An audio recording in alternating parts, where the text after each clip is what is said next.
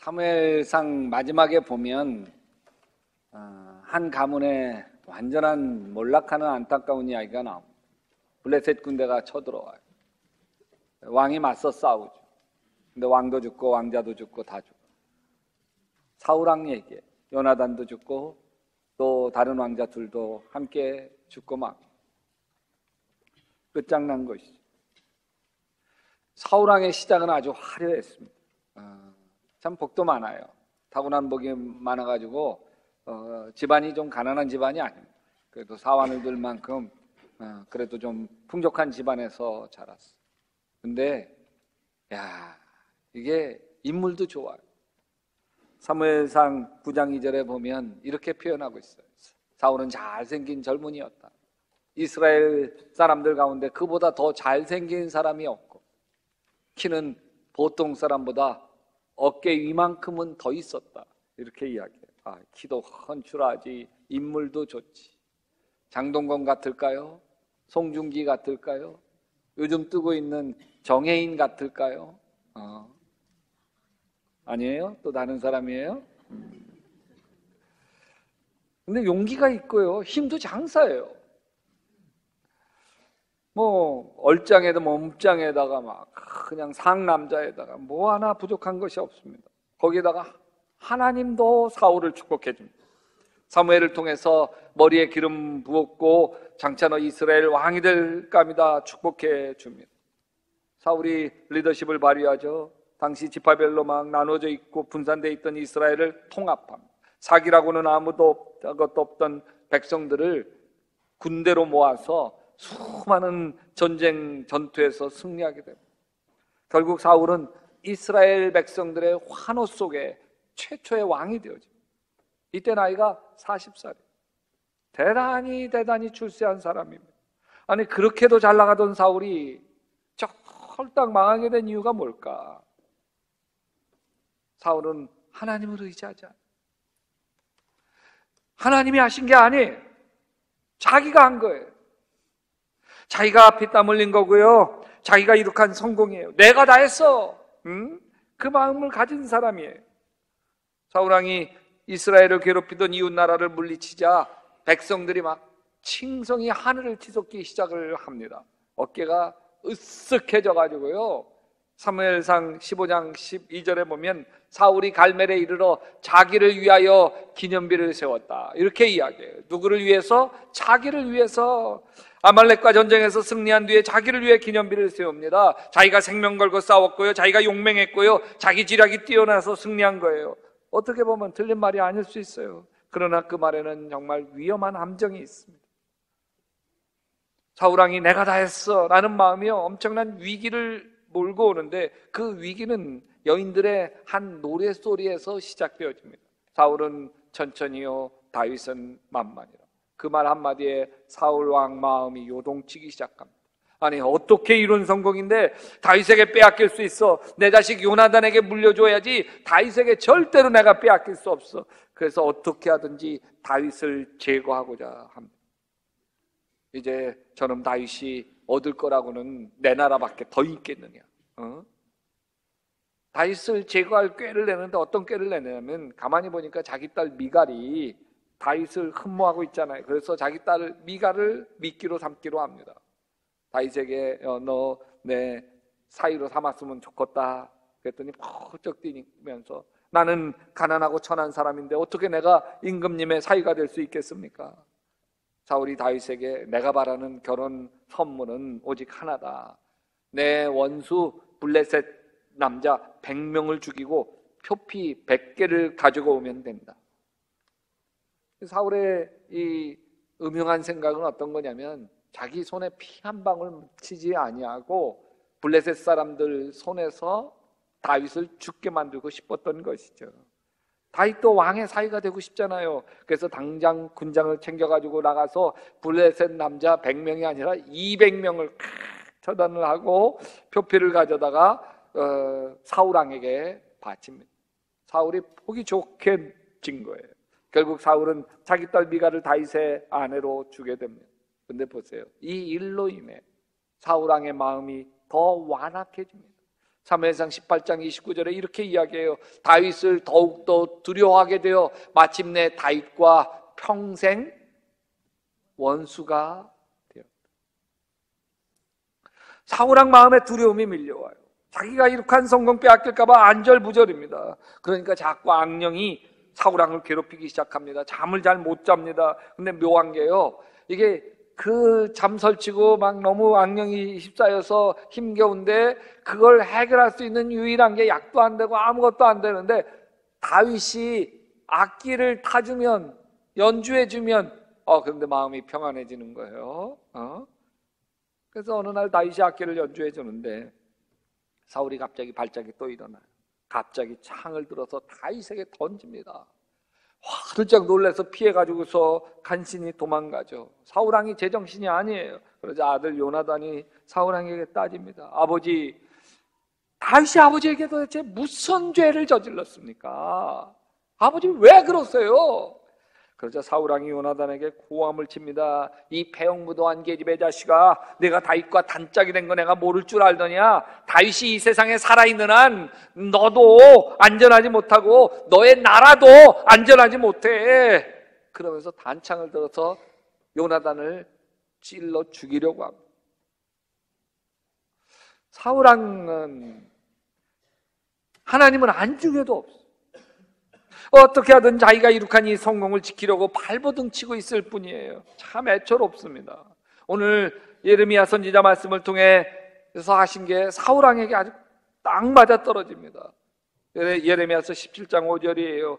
여호와께서 이와 같이 말씀하시니라. 무릇 사람을 믿으며 육신으로 그의 힘을 삼고 마음이 여호와에게서 떠난 그 사람은 저주를 받을 것이다. 그는 사막의 떨기나무 같아서 좋은 일이 오는 것을 보지 못하고 광야 간조한 곳 건건한 땅 사람이 살지 않는 땅에 살리라.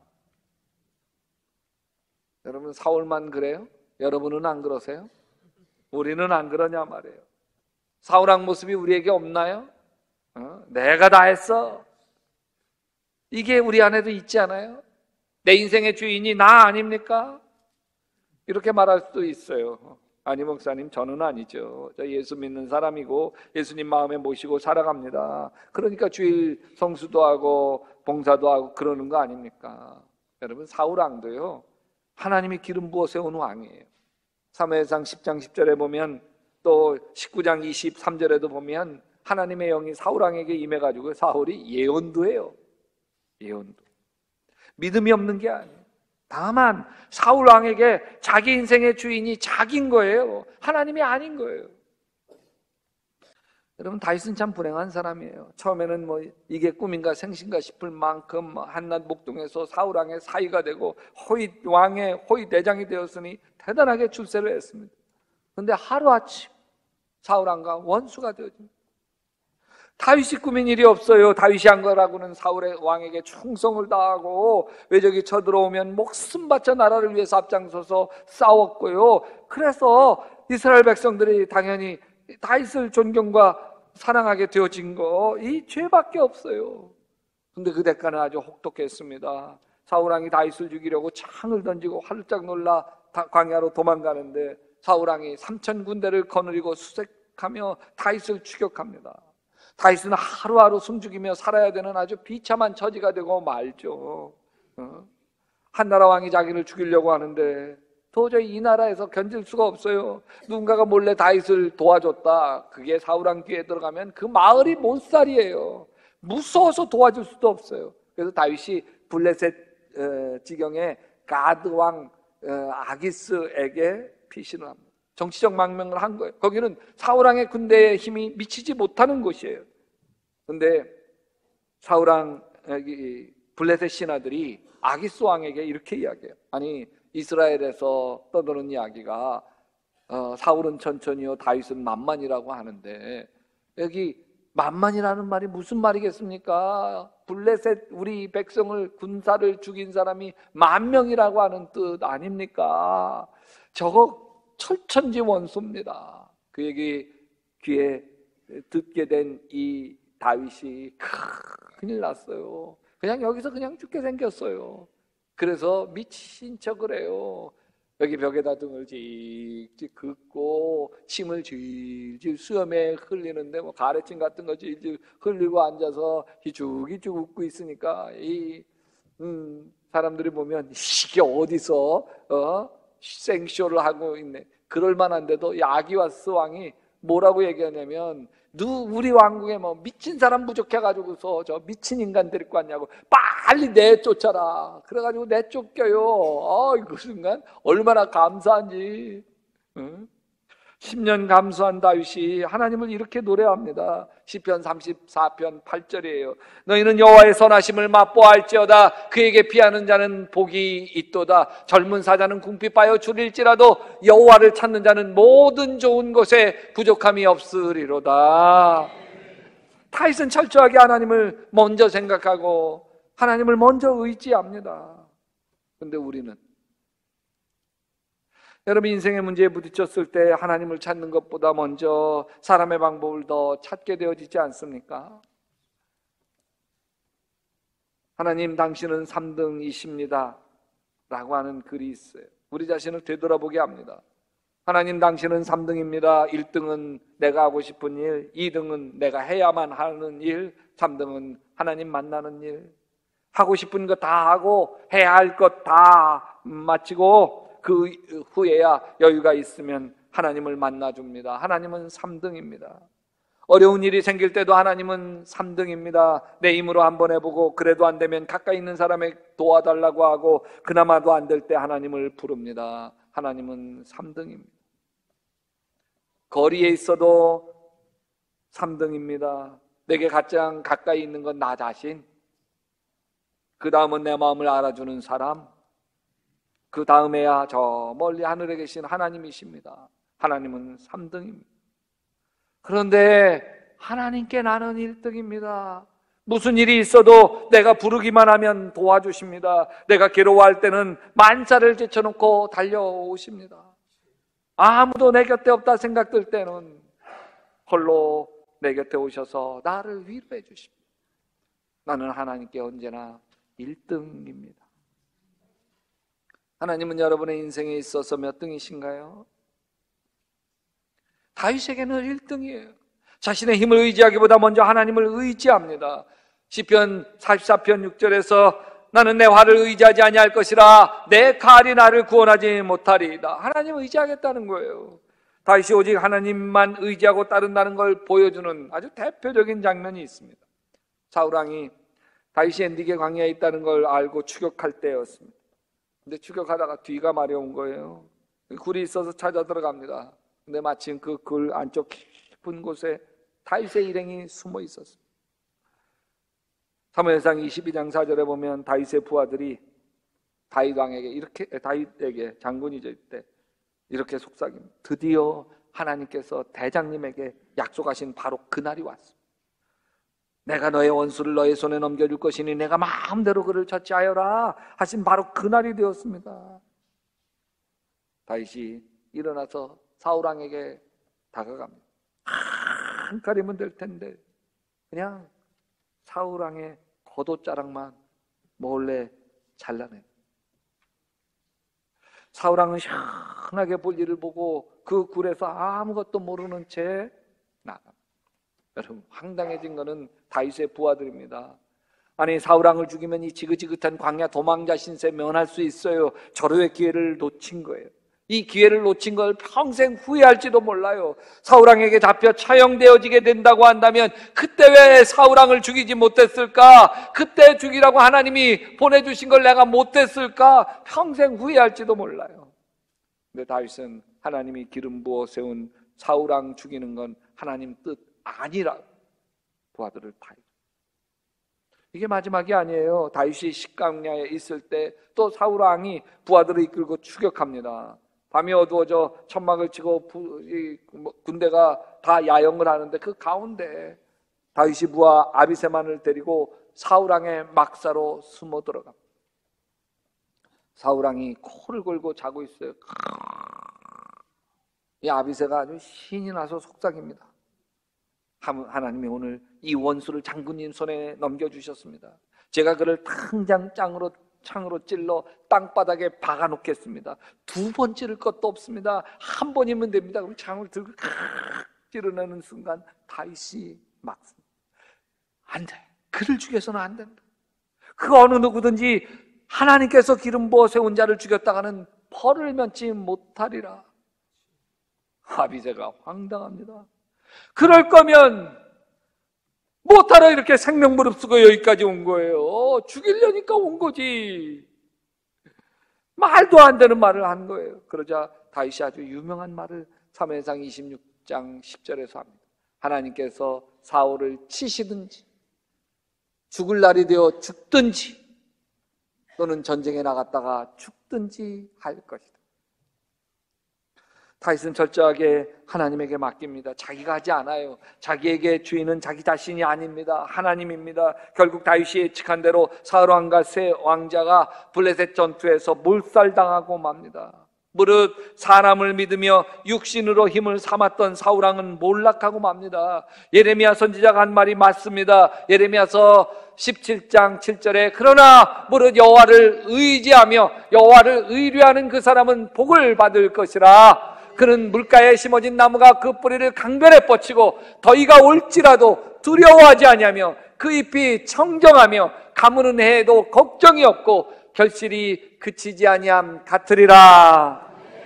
신앙생활은 내 힘으로 하는 생활이 아닙니다. 내 힘으로 다 잘 될 것 같지만 세상은 그리 만만하지 않습니다. 하나님을 의지하면 하나님의 인도하심을 경험할 수가 있습니다. 여러분, 제가 돌이켜보면 하나님을 의지하지 않고 내 생각, 내 판단, 내 고집대로 했던 결과가 다 안 좋았어요. 자녀들을 내 감정으로 했을 때 얼마나 후회하게 됐는지, 내 배우자를 내 마음대로 했을 때 얼마나 후회하게 됐는지 돌이켜보면 하나님을 의지하고 주님 어떻게 할까요? 물어가며 하나님의 인도하심, 하나님의 마음으로 했던 게 결과가 다 좋습니다. 100이면 100 다 좋아요. 여러분, 하나님을 의지하기 위해서는 첫째로 범사에 하나님의 인도하심을 인정할 수 있게 되시기를 바랍니다. 잠언 3장 6절에 너는 범사의 그를 인정해라. 그러면 내 길을 지도하시리라. 하나님 살아계시구나. 살아계신 하나님이 날 사랑하시는구나. 날 사랑하시는 하나님 나 잘 되도록 인도해 주시는구나. 인정하시기를 바랍니다. 두 번째, 하나님을 인정했으면 맡겨야 됩니다. 시편 37편 5절에 내 길을 여호와께 맡기라. 그를 의지하면 그가 이루시고 내 의를 빛과 같이 나타내시며 내 공의를 정오의 빛과 같이 하시리로다. 여러분, 하나님께 맡기는 게 기도하는 거예요. 기도해야 하나님께 맡기는 거예요. 세 번째, 하나님께 맡겼으면 순종해야 합니다. 하나님이 주시는 마음에 순종해야 합니다. 예수님 어떻게 할까요? 그렇게 물어가면서 그때 주님이 주시는 마음 따라 순종할 수 있게 되시기를 바랍니다. 여러분, 하나님은 늘 날 인도하시는데 나는 늘 내 생각, 내 판단, 내 고집대로 살면서 상처받고 좌절하는 인생 살고 있지 않습니까? 하나님을 인정할 수 있게 되시기를 바랍니다. 내 인생을 이끄시는 분임을 인정할 수 있게 되시기를 주님의 이름으로 축원합니다. 잠언 16장 9절에 이렇게 이야기해요. 사람이 마음으로 자기의 길을 계획할지라도 그 걸음을 인도하시는 이는 누구? 여호와시니라. 저는 다니엘 기도에 간증하셨던 많은 분들 중에 특히 눈에 띄는 간증자가 있습니다. 디 셰어 현승원 대표입니다. 현승원은 고등학교 때는 수학을 참 잘했고 영어를 참 못했대요. 아니, 인터넷 지금 탁월한 영어 강사거든요. 그걸로 대박을 터뜨리고 있는데 영어를 못해서 수능 때 영어 5등급을 맞았대. 결국 그것 때문에 재수했대요. 오기가 나죠. 자기는 탁월한 인터넷 영어 강사가 되고 싶었습니다. 그래서 유명하다는 인터넷 영어 강사 테이프를 사다가 듣기 시작했어요. 모조리 듣기 시작했어요. 뭐라고 얘기하냐면 한 1만 시간 정도 들었대. 하루에 5시간 인터넷 강의 이어폰 끼고 듣는다고 한다면요, 기가 진저리가 나는데 그렇게 들어도 5시간씩 들어도 6, 7년 들어야 1만 시간이에요. 아주 독종인 거예요. 하루에 10시간 귀에 진물 나도록 들어도 3년이나 걸리는 거예요.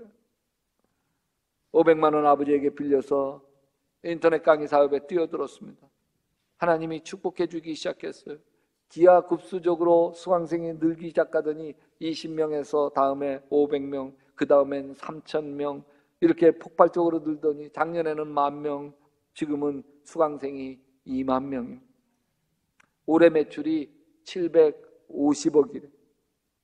놀라지도 않아. 얼마인지 세말 수가 있어야지. 750만 원 그러면 알겠는데 그러는데 지금 현승원 대표 나이가 35이에요. 다른 친구들은 공무원 시험 준비에다 취업문 두들기고 있을 때예요. 편의점에서 삼각김밥으로 배를 채우며 허리를 졸라매고 있을 때예요. 근데 현승원은 졸지에 갑부가 된 거예요. 저는 사우랑도 현승원처럼 승승장구했을 거라고 봐요. 눈에 보이는 것이 없을 만큼 높이 올라갔어요. 근데 현승원 대표가 승승장구하는 모습을 보면서 사우랑과 똑같아 보이지만 그의 간증을 들어보니까 사우랑이 아니라 다윗이 보이더라고요. 술, 담배를 하지 않아요. 근데요, 끊지 못하는 게 있대. 끊어야 되는데 끊을 수 없는 게 있대. 그게 콜라래. 그렇게 콜라를 좋아하는 모양이에요. 주위에서 이렇게 돈이 한꺼번에 많이 벌리니까 유혹이 없냐고, 괜찮냐고 묻는데요. 35살 젊은 나이에 수십억, 수백억을 주물릴 수 있는 CEO니까요. 사우랑처럼 내가 다 했어! 자기를 위해 기념비를 세울 수 있잖아요. 근데 아니에요. 현승원이 이런 고백을 해요. 하나님에게 10의 1조를 드리는데 100만 원 벌 때 10만 원 씹더래요. 300만 원 벌 때 30만 원 쉽게 드렸대요. 근데 수입이 늘어나서 11조를 1,000만 원 해야 되니까 아깝더래. 또 11조를 5천만 원을 해야 되니까 아깝더래. 그래서 아까운 생각이 들어서 하나님께 이렇게 약속했대. 하나님, 앞으로 제 수입에 10의 2조를 드리겠습니다. 아까워서. 다 하나님 것이더래요. 자기는 나만 관리하는 청지기일 뿐이더래요. 하나님이 대박나는 인터넷 강의 사업 아이템을 주셨고 하나님이 기하급수적으로 수강생 늘도록 도와주셨다고 하는 거예요. 자기는 지금 이 모든 거 하나님이 다 거둬 가셔도 감사하대요. 왜? 자기 500만 원 가지고 시작했으니까 다 잃어도 얼마 잃어? 500만 원 잃는다. 지금 회사 수입의 1%를 기아대책이나 컴패션 등에 기부하고 있고요. 여기 롯데 123층 빌딩이 있잖아요. 거기 35층 한 300평을 쓰는데 이 월세가 1억 1,000만 원이래. 한 달에. 여러분, 아프리카에 학교 하나 세우는데 5억 원이 드는데 그거 100개 세우겠다고 믿음으로 고백을 했고 믿음대로 500억 원을 기부해서 100개의 학교를 세웠어요. 30대 초반의 나이. 현승원, 저는 그가 가는 길을 축복하고 싶어요. 하나님을 인정하고 있잖아요. 하나님이 살아계시고 하나님이 자신을 사용하고 계시다고 고백하고 인정하고 있지 않습니까? 그래서 자신의 모든 사업이 다 하나님의 선한 영향력을 끼치는데 사용하고 싶다고, 그렇게 살고 싶다고 고백하고 있잖아요. 여러분, 하나님을 인정하면 잘 될 때 사우랑이 되어지지 아니하고 다 이상의 축복을 누리게 될 줄로 믿습니다. 하나님을 인정하면요, 잘 안 될 때 욥의 고난처럼 힘겨운 인생의 어려움이 파도처럼 밀려올 때도 능히 견딜 수 있어요. 이 고난 속에서 나를 빚어가시는 하나님의 손길을 만날 수 있기 때문에 그렇습니다. 하나님을 인정하면 욥처럼 내가 가는 길을 오직 그가 아시나니 그가 나를 단련하신 후에는 내가 순금같이 되어 나오리라. 고난 속에서도 하나님을 인정하셔서 고난이 변하여 축복이 되는 놀라운 은혜를 경험할 수 있게 되시기를 바랍니다.